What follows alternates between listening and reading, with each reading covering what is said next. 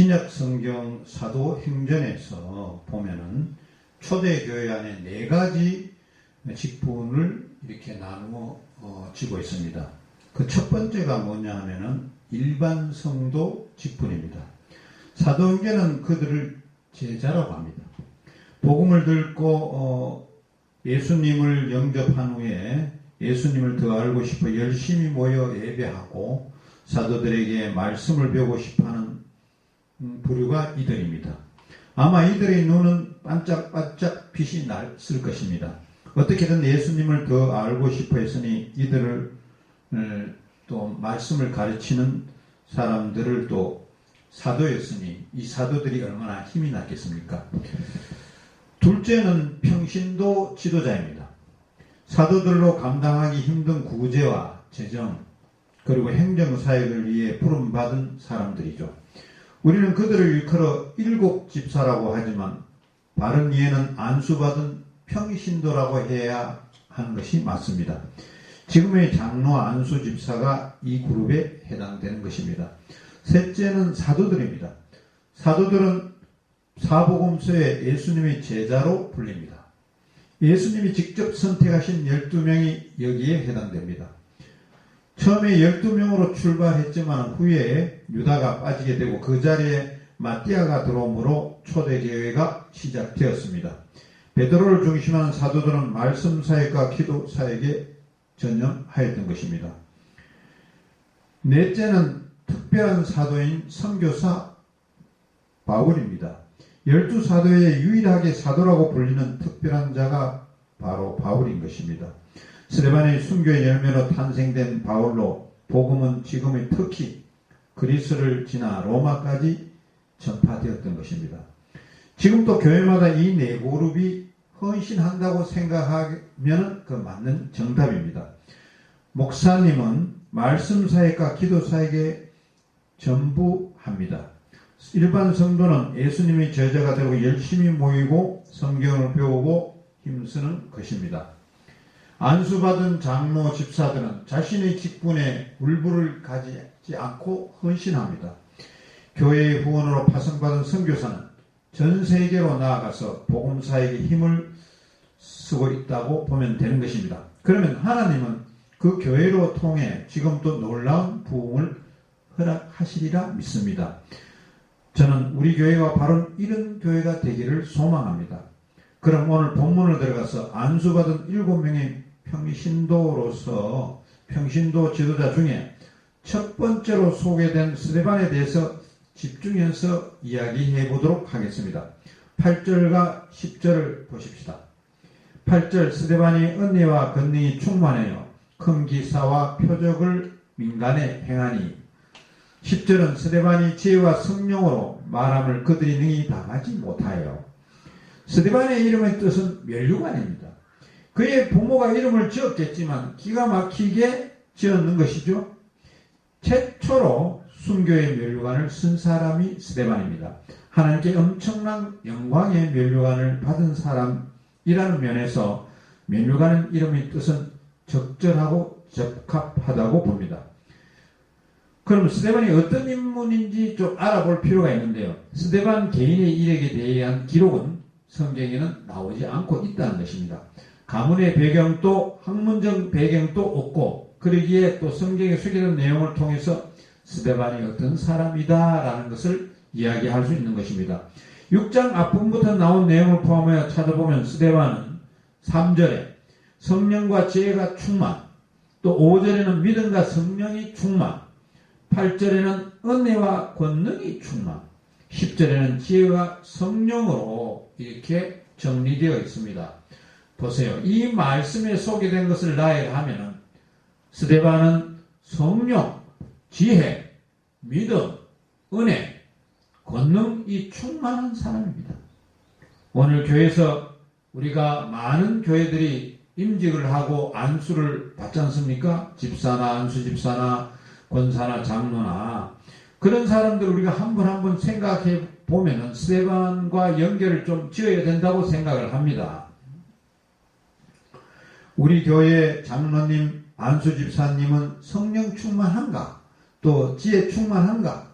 믿음 충만한가? 은혜 충만한가, 권능 충만한가를 한번 볼 필요가 있다는 것이죠. 아니면은 불평 충만한가, 불만 충만한가, 또 원망이 충만한가, 비판이 충만한가, 이런 주님이 바라시지 않는 것에 충만하면 안 된다는 것입니다. 멀리 볼 필요가 없습니다. 주위의 교회를 보면은, 스스로 돌아보면은 그건 다 알 수 있는 것입니다. 스데반이 가지고 있었던 성령, 지혜, 믿음, 은혜, 권능, 충만이 나한테 있는가? 없다면은 이것을 회복하는 여러분들이 되시기를 바랍니다. 스데반이 가진 이 모든 것 기초에는 성령 충만이 있었습니다. 초대교회는 사람이든 사회이든 항상 성령 충만에서부터 시작합니다. 성령 충만하니 지혜, 믿음, 은혜, 권능으로 충만하게 된 것입니다. 성령 충만은 예수님의 영으로 가득 찼다는 말입니다. 예수님의 영이 가득해서 밖으로 넘친다는 말입니다. 성령의 사료를 잡혔다는 말입니다. 성령에 절대 복종했다는 말입니다. 이렇게 성령 충만한 사람을 하나님이 들려 쓰신다는 것입니다. 요즘처럼 조금 가물잖아요. 날씨가. 이럴 때 큰 바켓스에 물을 철철 넘쳐서 우리가 밭으로 농장으로 가서 뿌리면 그 얼마나 충만하겠습니까? 마찬가지로 성령 충만한 스데반을 하나님은 놀랍게 사용하고 계신다는 것입니다.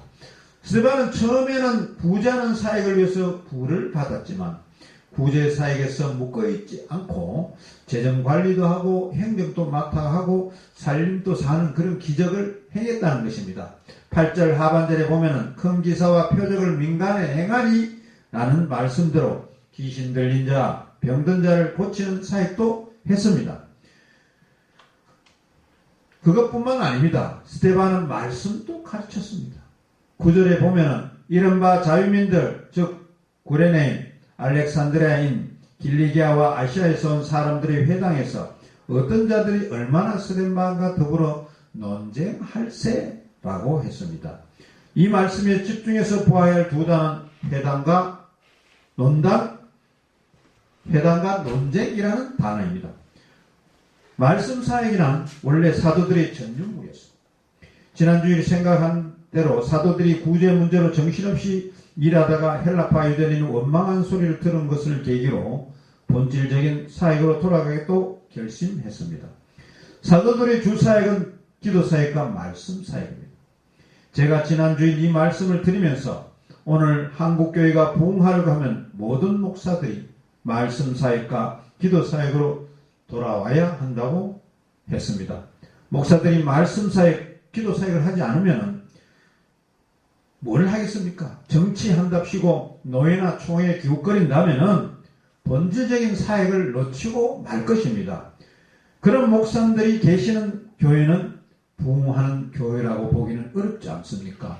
정치사역, 총회장 되고 어떤 직위를 노린다면은 교회는 점점 부흥에서 멀어진다는 그런 이야기입니다. 그리고 말씀 사역과 기도 사역은 우리 모든 성도들의 사역이기도 했습니다. 성도들도 말씀을 연구하고 가르칠 수 있고 기도해야 한다고 했습니다. 초대교회는 사도들의 말씀 사역의 주무대는 성전이었습니다. 교인이 2, 3만 명 이상으로 확장되는데 소그룹에서 성경 말씀을 일일이 가르칠 수가 없습니다. 지금도 그렇죠. 제가 하루에 몇 군데를 만약 다닌다면은 수십 군데를 다닌다면은 말씀을 계속적으로 증거한다는 것은 참 어렵다는 거죠. 그래서 그런 에너지를 많이 낭비하기보다는 많이 모아놓고 사역하는 것이 바람직하다는 겁니다. 구역은 구역장으로 임명받은 장로, 안수집사, 권사, 집사들이 열심히 말씀을 전한다면, 사역을 역할을 해준다면 그것으로 모든 것이 이루어진다는 것입니다. 9절에서 집중해서 보실 단어는 회당이라고 하는 단어입니다. 이 회당이라는 단어가 지적하는 이유는 회당은 한 장소에서 서로 함께 모인다라는 뜻입니다. 성인 12명만 있으면 세울 수 있습니다. 회당이 종교개혁의 중요한 역할을 하고 했던 것입니다. 스데반이 말씀을 가르친 장소가 바로 이 회당입니다. 말씀 사역에 보내민 사도들은 성전에서, 또 구제 사역이 보내민 스데반은 회당에서 말씀을 전하게 되었던 것입니다. 9절에는 스데반이 말씀을 가르친 회당의 성격을 구체적으로 소개합니다.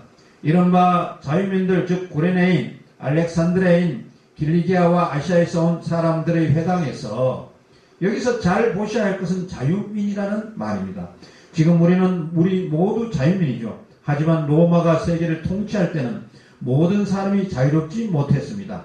당시 로마의 통치를 받은 나라에는 세 부류의 사람이 있었습니다. 첫째는 로마 시민이 있었고, 둘째는 종이 있었고, 셋째는 자유민이 있었습니다. 비율은 각각 3분의 1씩 해서 토탈 100%가 되게 되었습니다. 자유민이란 로마로 인해 종이 되었다가 어떤 계기로 자유를 얻은 사람들을 말합니다. 본문에서 말하는 자유민을 역사적으로 보면은 주전 53년 폼페이우스가 유대를 토벌한 이후 로마의 노예로 끌려갔다가 자유민이 된 후손이 본문에 나오는 사람들이었다고 이렇게 보여집니다. 그래서 예루살렘에는 구레네인, 즉 시실리아인입니다. 알렉산드리아인, 이집트인입니다. 길리기아는 터키인입니다. 또 아시아에서 온 사람들은 소아시아를 일컫고 있습니다. 이런 사람들이 이스라엘 사방에서 살던 사람들이 자유롭게 회복하고 이제는 예루살렘에 와 정착해서 살았던 것입니다. 그리고 그들끼리 모여 회당에서 신앙생활을 했습니다. 후에 나오는 바울은 본문의 길리기아에 소속된 사람이었던 것입니다. 우리나라를 보면은 마찬가지입니다. 서울에 모이는 각 지방 사람들이 많이 모였죠. 경상도 사람도 있고, 전라도 사람도 있고, 충청도 사람도 있고, 전쟁 텃밭원에서 평안도나 함경도에서 내려온 사람도 있고, 그래서 어떤 주축이 된 그룹들이 그 교회를 이끌어가면 이거는 뭐 전라도 사람들이 주축된 교회, 또 이북에서 피난 온 사람들이 주축인 교회, 이렇게 설명하는데 여기도 본문에 나오는 이 스데반 이 당시에도 같은 개념으로 보면 되는 것입니다. 스데반은 이렇게 지방색 있는 회당에 들어가 논쟁하는 방식으로 말씀을 전했습니다. 9절 하반절에 더불어 논쟁할세 논쟁하는 방식으로 설교한 대표적인 사람이 바울입니다. 바울이 행한 그리스 아데네서의 설교가 논쟁한 방식이었습니다. 바울이 아데네에서 논쟁하는 방식으로 설교한 이유는 헬라 문화가 논쟁하는 방식으로 학문을 공부했기 때문입니다. 초대교회 당시 정치는 로마가 지배했지만은 문화나 학문은 헬라 문화가 세계를 지배하였던 것입니다. 그 논쟁 문화가 예루살렘에 있었던 회당 안까지 들어왔던 것입니다. 문제는 논쟁은 항상 논쟁의 승자와 패자로 나누어지게 되어 있던 것입니다. 앞으로 사도행전 7장을 통해 스데반의 설교를 살펴보겠습니다만 스데반은 지성적인 사람이었고 성령 충만하였기에 회당에 있는 자유민과 논쟁 상대가 되지 않았습니다. 논쟁의 결과는 스데반 집사의 완벽한 승리였습니다. 10절을 보면은 스데반이 지혜와 성령으로 말함을 그들이 능히 당하지 못하여 이는 논쟁의 다음입니다. 논쟁에 패하면 깨끗이 패를 자인해야 되는데 우리는 졌다. 우리는 졌지만은 그걸 갖다 승복하지 않는 그 사람들의 원인이 있다는 것입니다. 그런데 그것이 예수님이 말씀이고 예수님이 전했다면 그것을 받고 해결해야 되는데 그러지 않고 이긴 사람을 향해서 이를 갈며 복수의 어떤 것을 대기해 있었던 것입니다. 복수를 하고 싶어 했다는 것이죠. 스데반과 논쟁에서 지게 된 회당 사람들은 그래 했던 것입니다. 스데반을 사내들인 공회 앞에 고발했던 것입니다. 이것이 11절 14절 내용인데 사람들을 매수하여 말하게 하되 이 사람이 모세와 하나님을 모독하는 말을 하는 것을 우리가 들었노라 하게 하고 백성과 장로와 서기관들을 충동시켜 와서 잡아가지고 공회에 이르러 거짓 증인들을 세우니 이르되 이 사람이 이 거룩한 곳과 율법을 거슬러 말하기를 마치 아니하느도다. 그의 말에 이 나사렛 예수가 이곳을 헐고 또 모세가 우리에게 전하여준 규례를 교치겠다 함을 우리가 들었노라 하거늘. 회당 사람들은 사람을 매수해서 두 가지 건수를 걸어서 스데반을 사내들인 공회에 고발했습니다. 하나는 성령 문제요, 또 하나는 율법 문제였습니다. 성령 문제는 예수님이 이것을 헐라라고 했다는 것이었습니다. 물론 예수님이 이렇게 말씀한 적은 없습니다. 이렇게 말씀한 적이 있기는 했으나 본심에서는 내용이 다르다는 거죠. 그들은 예수님의 말씀이 진리를 왜곡시켰습니다. 예수님은 너희가 이 성전을 헐라 내가 사흘 동안에 일으키리라고 말씀하셨지만 그 성전은 성전된 자가 육체를 가르쳐 하신 말씀이었습니다.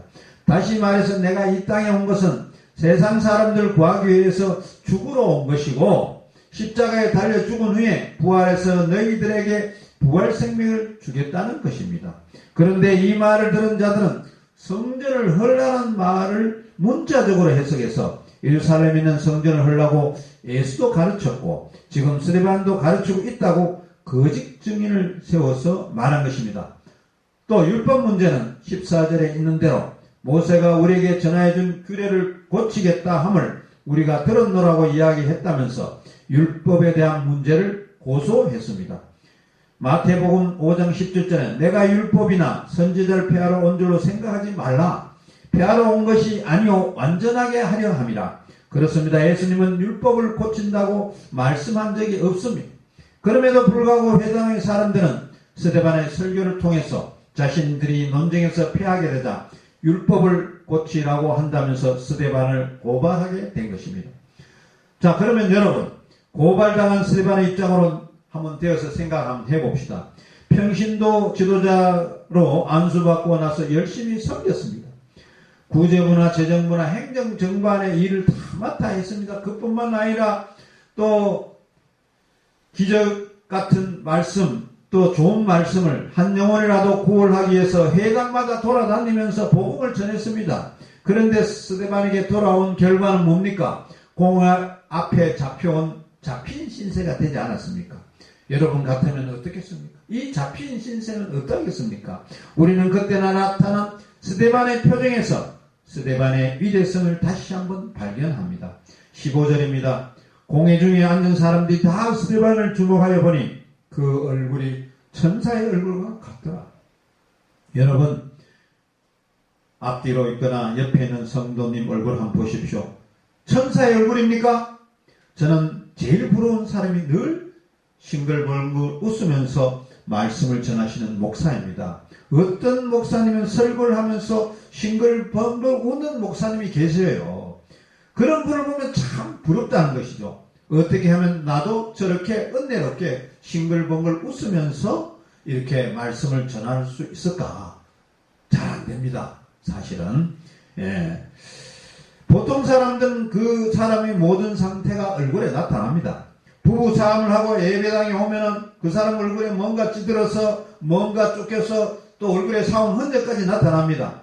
마음이 불편한 사람들은 얼굴에 불편한 표시가 납니다. 집에 좋은 일이 있는 사람들은 당연히 얼굴이 싱글벙글하죠. 이것이 보통 사람들의 얼굴입니다. 아브라함 링컨 대통령의 명언 가운데 사람이 40이 넘으면 자기 얼굴에 책임을 져야 한다고 합니다. 사람이 40이라는 것은 부록의 나이지 않습니까? 40년 동안 축적된 삶이 그 인생에서 자기가 책임을 져야 된다는 거죠. 여러분 옆 성도를 한번 보십시오. 온화하게 보입니까? 사랑이 느껴지십니까? 성령 충만이 느껴지십니까? 스스로의 얼굴은 스스로가 책임을 져야 되는 것입니다. 본문의 스데반은 예수님을 죽이고 사도들을 박해하였고 그리고 자신에게 위협을 하는 사내들인 공회 앞에 있었는데도 그 적대적인 세력 앞에서도 천사의 얼굴처럼 보였다는 것입니다. 스데반 집사가 천사의 얼굴을 할 수 있었던 이유는 세 가지라고 이야기하고 있습니다. 첫째는 스데반은 다른 세계에 살고 있는 사람이라는 거죠. 스데반의 경우에는 몸은 세상에 살았지만 마음과 영은 하나님과 함께 있었기 때문에 천사의 얼굴처럼 얼굴로 나타났다는 것입니다.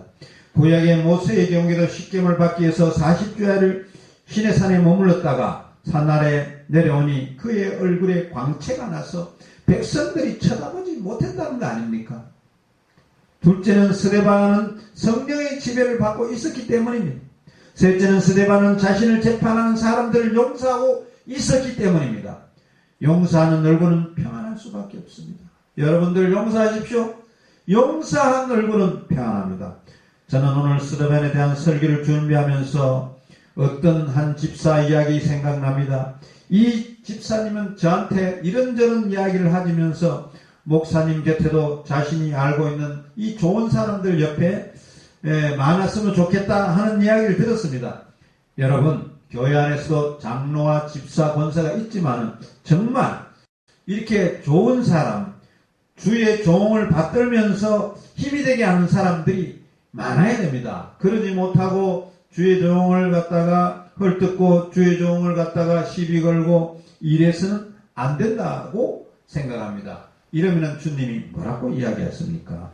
이런 데가 많다는데, 오늘날 교회 중직자들이 직분을 맡았음에도 반대를 위한 반대를 하고 이런 부분들이 있는 데가 있다는 것입니다. 성도 여러분, 안수받은 평신도 지도자 여러분, 오늘 본문에 소개된 스데반은 우리가 닮아야 할 사람입니다. 우리가 닮아야 할 롤 모델입니다. 우리는 그런 신앙의 롤 모델을 닮아서 우리가 살아가는데 정말 축복받아야 합니다. 우리가 복음 전하는 일까지 닮아야 되고, 나아가 저와 여러분들 얼굴 이런 것도 그들과 닮으면 참으로 좋지 않겠습니까? 여러분, 스데반의 얼굴처럼 천사의 얼굴을 가지시는 저와 여러분들이 되시기를 기도드리겠습니다.